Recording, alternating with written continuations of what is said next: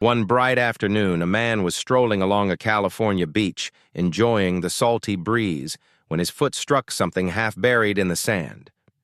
Curious, he bent down and pulled out an old, dusty lamp. With a chuckle, he gave it a rub, not really expecting anything. To his shock, a cloud of smoke billowed out, and a weary-looking genie appeared, rubbing his temples like he had a headache. All right, the genie grumbled. You freed me. I get it. But listen, this is the 4th time this month, and I'm cutting back. You get 1 wish. Make it count. The man thought for a moment, then said, Okay, I've always wanted to visit Hawaii, but I'm terrified of flying, and I get horribly seasick. Could you build me a bridge to Hawaii so I can just drive there? The genie blinked, then burst out laughing. Are you serious?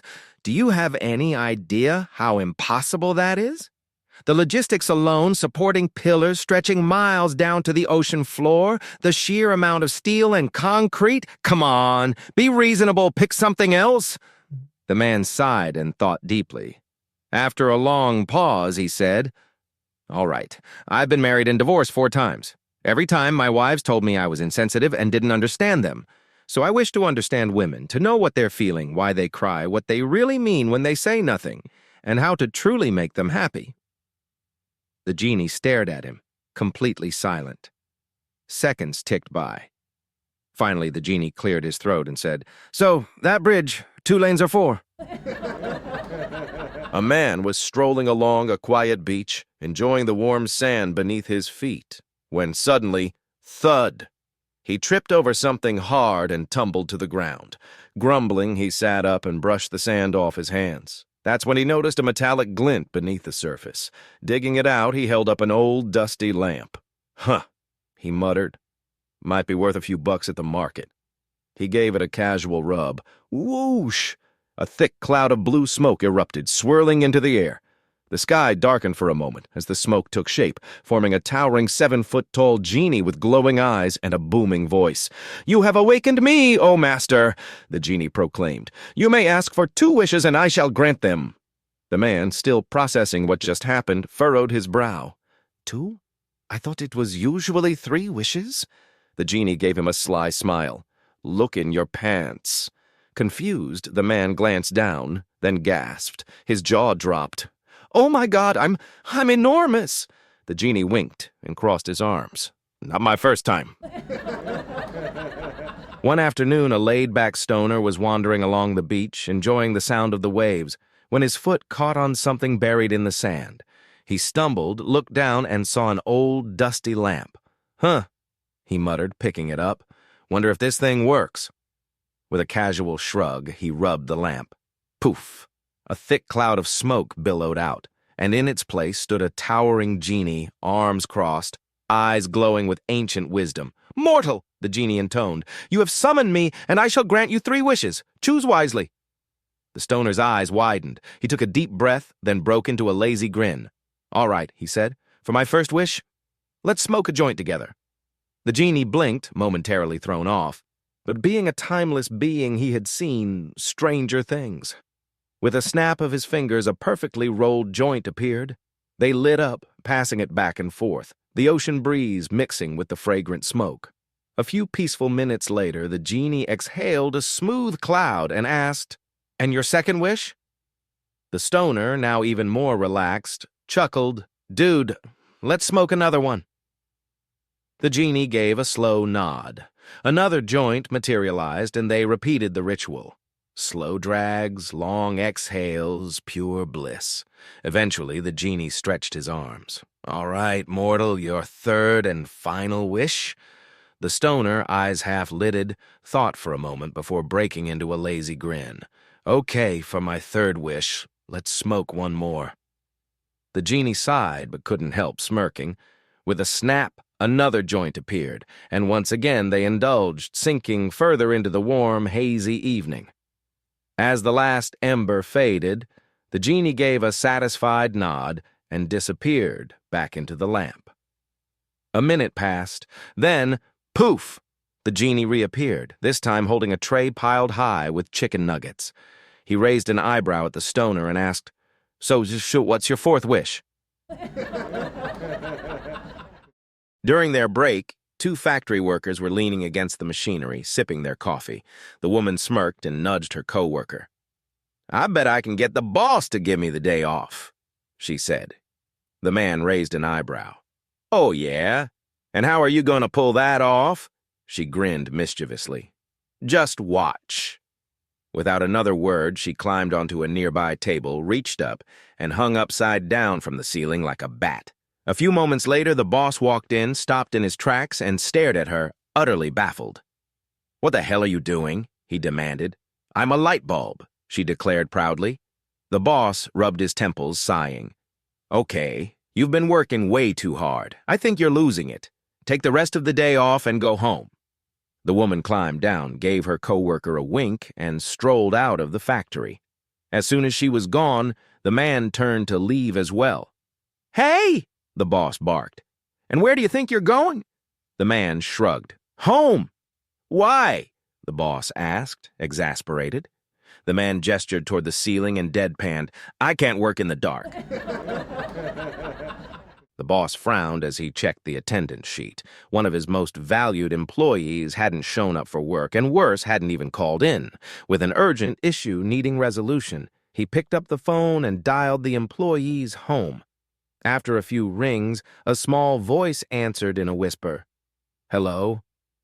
The boss cleared his throat. "Hi, is your dad home?" "Yes," the child whispered. "Can I talk to him?" "No," the voice replied softly. The boss blinked. That was odd. "Is your mom home?" "Yes." "Well, can I talk to her?" "No." A strange feeling crept over him. "Is there anyone else there?"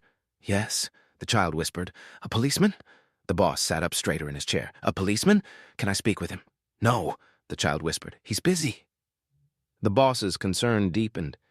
"Busy doing what?" "Talking to Mommy and Daddy and the fireman." The boss now felt a genuine sense of alarm. He strained his ears and heard a low rumbling noise in the background. "What's that sound?" he asked. "A helicopter," the child replied. The boss nearly dropped the phone. "A helicopter? What is going on over there?"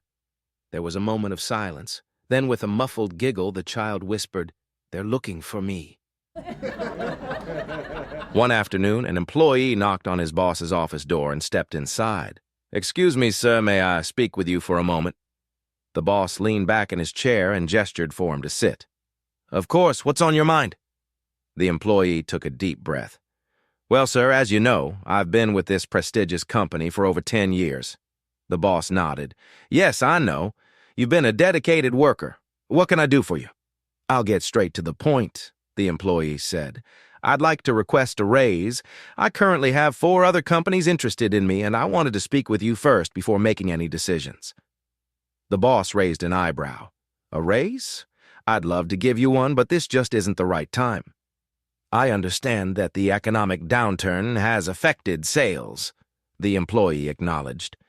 "But I'd like you to consider my hard work, proactivity, and loyalty to this company over the past decade." The boss sighed, rubbing his chin. "Taking all of that into account, and knowing I don't want to lose a valuable employee, I'm willing to offer you a 10% raise and an extra 5 days of vacation. How does that sound?" The employee beamed. "Fantastic! It's a deal! Thank you so much, sir!" As the employee stood to leave, the boss smirked and said, "Before you go, just out of curiosity, which companies are after you?" The employee chuckled. "Oh, the electric company, the gas company, the water company, and the mortgage company." One afternoon, a blonde walked into a store, her eyes immediately catching a shiny object on the shelf. Mesmerized, she pointed at it and asked the clerk, "What's that shiny thing?" The clerk smiled. "That's a thermos." The blonde tilted her head. "A thermos? What does it do?" "It keeps hot things hot and cold things cold," the clerk explained. Her eyes widened in amazement. "Wow, that sounds incredible. I could really use something like that. I'll take it." The next morning at work, she proudly held up her new thermos for everyone to see.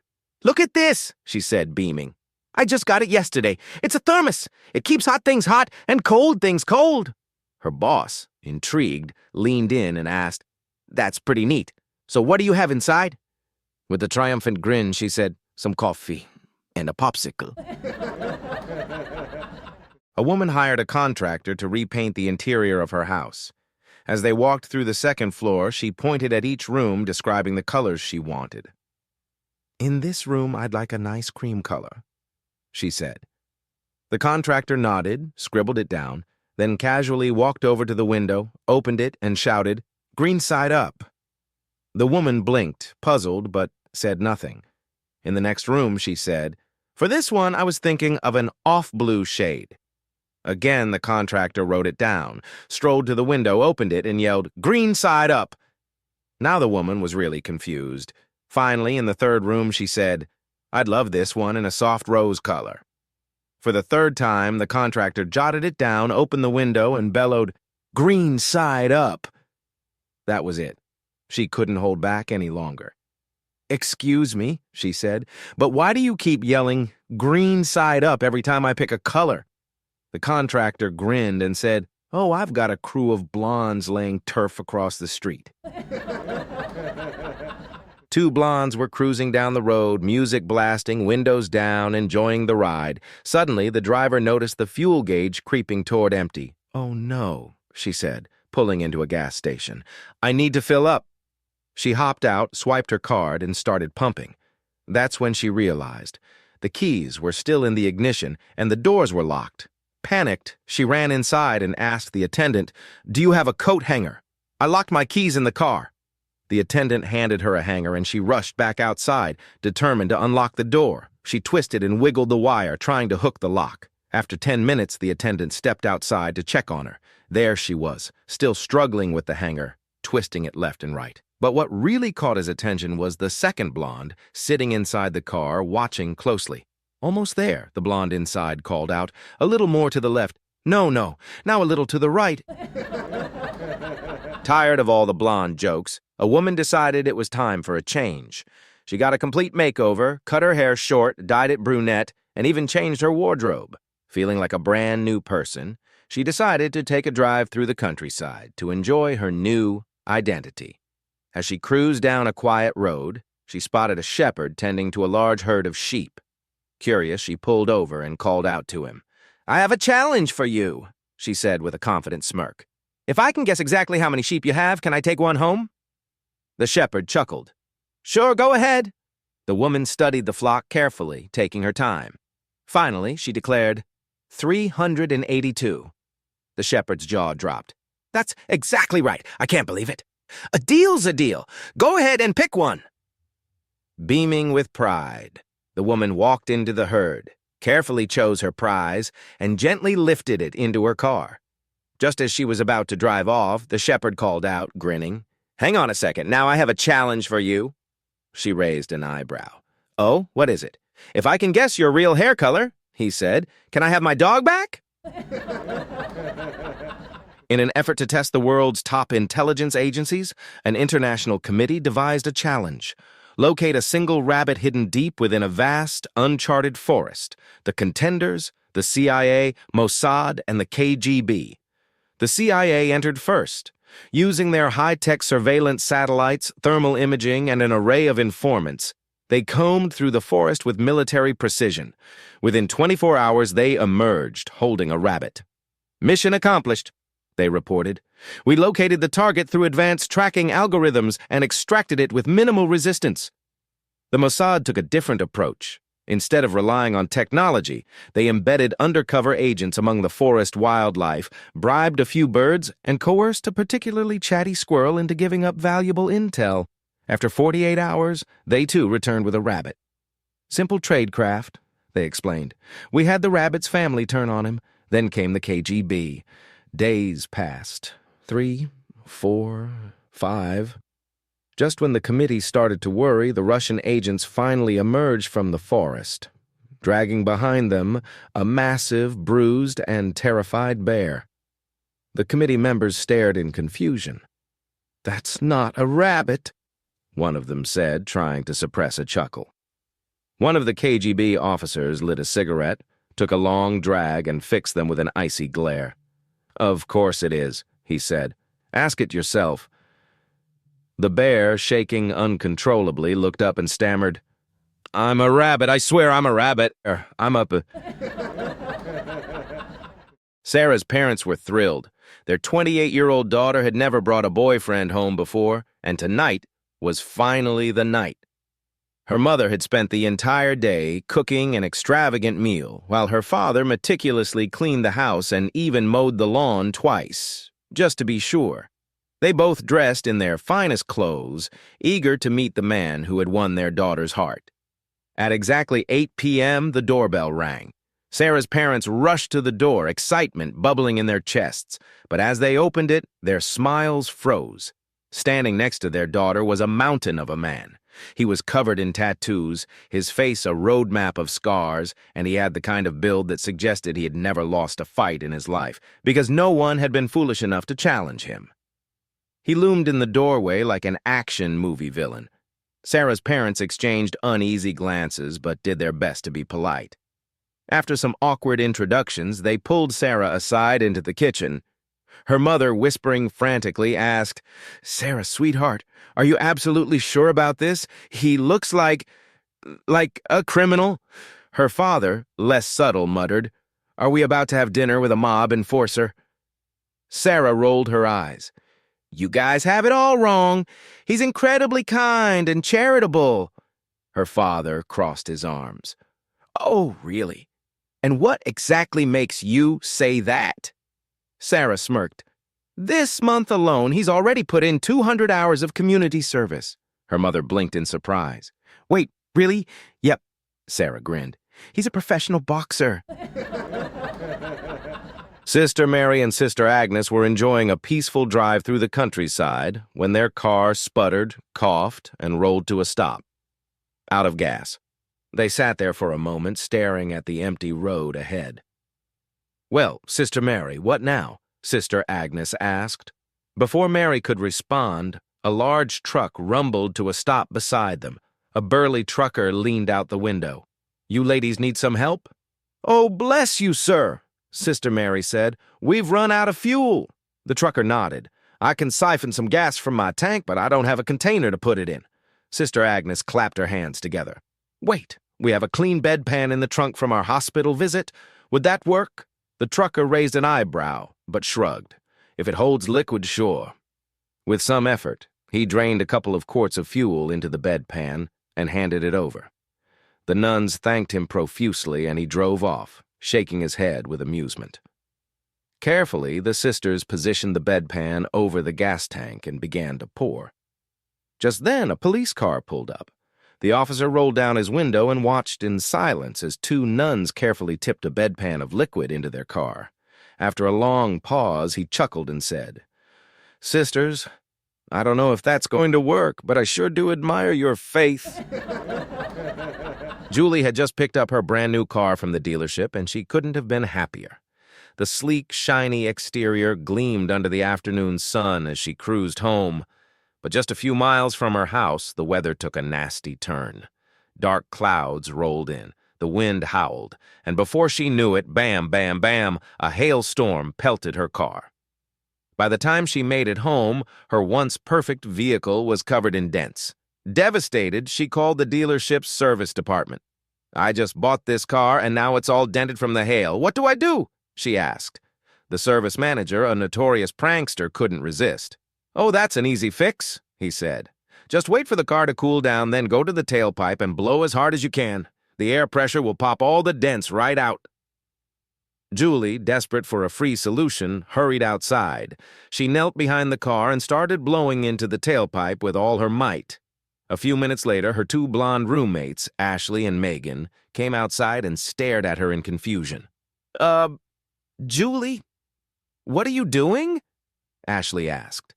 Between breaths, Julie huffed, "Fixing the dents. The guy at the dealership said I just need to blow into the tailpipe." Ashley and Megan exchanged looks. Finally, Megan sighed, shook her head, and said, "Julie, you'll have to roll up the windows first." A woman walked into the doctor's office and said, "Doctor, this baby hasn't had milk for 2 days." The doctor, without asking too many questions, reached into her shirt and began examining for quite a while. After a moment, he said, "Well, ma'am, there's no milk here." The woman looked at him, surprised, and said, "Doctor, you could have asked first. I'm the aunt, not the mom." James was exhausted. After a long business trip, all he wanted was to board the overnight train, get some sleep, and wake up in Philadelphia. But there was just one problem. James was an incredibly deep sleeper. Before settling into his seat, he pulled the conductor aside and handed him a crisp $100 bill. "Listen," James said, "I absolutely must get off in Philadelphia. I'm a heavy sleeper and I can be a little cranky when woken up, but I don't care what it takes. Shake me, yell at me, throw water on me, just make sure I get off at my stop." The conductor nodded. "Don't worry, sir, you can count on me." Relieved, James leaned back, closed his eyes, and was out like a light. Hours later, he woke to the sound of an announcement. "Next stop, New York City." Panic set in. He bolted upright, his heart racing. New York? That meant he had already missed Philadelphia. Furious, he stormed down the aisle and found the conductor. "You incompetent fool! I gave you $100 to make sure I got off in Philadelphia. What the hell happened?" As James raged, two passengers nearby watched the spectacle unfold. One of them turned to the other and said, "Wow, that guy is absolutely livid." His companion chuckled and replied, "Yeah, but not nearly as mad as the guy they threw off the train in Philadelphia." It was a beautiful afternoon on the interstate when Lisa heard the dreaded thump, thump, thump of a flat tire. Sighing, she pulled onto the shoulder, put the car in park, and got out to inspect the damage. Sure enough, her rear tire was completely deflated. She popped the trunk, rummaged around, and pulled out two life-sized cardboard cutouts of men. With a practiced motion, she unfolded them and carefully positioned them at the back of her car, facing oncoming traffic. Each cutout featured a man in a trench coat, dramatically flared open to suggest, well, not much underneath. As expected, traffic slowed to a crawl. Drivers hit their brakes, did double takes, and a few nearly veered off the road in shock. Within minutes, a full-scale traffic jam had formed. It wasn't long before a police cruiser pulled up behind her car, lights flashing. A visibly frustrated officer stepped out, surveyed the bizarre scene, and marched up to Lisa. "Ma'am, what the hell is going on here?" Lisa, completely unfazed, dusted off her hands and smiled. "Oh, just a flat tire, officer." The cop blinked at her, then pointed to the trench-coated cardboard men. "And what exactly are those supposed to be?" Lisa beamed. "My emergency flashers." The officer opened his mouth, closed it, exhaled through his nose, and then just walked back to his car. After days on the road, Tom was beyond exhausted. His new house was still miles away, and his eyes felt heavier with each passing minute. Deciding it was safer to rest, he pulled over on a quiet stretch of highway, reclined his seat, and drifted into a much-needed sleep. Knock, knock, knock. Tom jolted awake. A stranger was standing outside his window. "Hey, buddy, do you know what time it is?" the man asked. Tom groggily checked his watch. It's 8 a.m. The man nodded, said, "Thanks," and walked off. Tom sighed, closed his eyes, and let himself drift again. Knock, knock, knock. His head snapped up. Another stranger. "Excuse me, sir, what time is it?"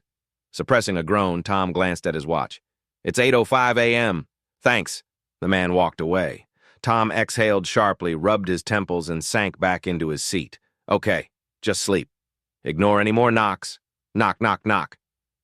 Tom's eye twitched. He rolled down the window and snapped, "It's 8:07 a.m. The stranger, unfazed, simply nodded and strolled off. Tom had had enough. He grabbed a piece of paper, scribbled in bold letters, "I don't know what time it is," and taped it to the window before slumping back in his seat. Finally, peace, until knock, knock, knock. Tom's eyes flew open. Outside his window, yet another stranger grinned and pointed at the sign. "Hey, just so you know, it's 8:10 a.m. You're welcome." Lisa was cruising down the highway, music blasting, enjoying the open road, until she spotted the police cruiser tucked behind a bridge. Damn. Sure enough, flashing lights appeared in her rearview mirror. With a sigh, she pulled over and rolled down her window as the officer strutted over, ticket book in hand. "Ma'am, you were going a little fast back there," he said with a smug smile. "What's the rush?" "I'm late for work," Lisa replied. Oh, yeah? He started scribbling on his notepad. And what do you do for a living? She sighed. I'm a rectum stretcher. The officer's pen froze mid-sentence. A what? A rectum stretcher? She repeated matter-of-factly. He squinted at her. Are you messing with me? Not at all, she said with a straight face. It's a very delicate process. The cop, now genuinely curious, crossed his arms. All right, I gotta hear this. What exactly does a rectum stretcher do? Lisa leaned in. Well, I start by inserting one finger, then I slowly work in a second, then a third. Eventually, I can fit my whole hand in and then I stretch it little by little until it's about 6 feet wide. The officer's face twisted in horror. 6 feet? Lisa nodded, dead serious. After a long pause, the cop finally asked, And what the hell do you do with a 6-foot-wide rectum? She grinned. We give him a radar gun and park him behind a bridge.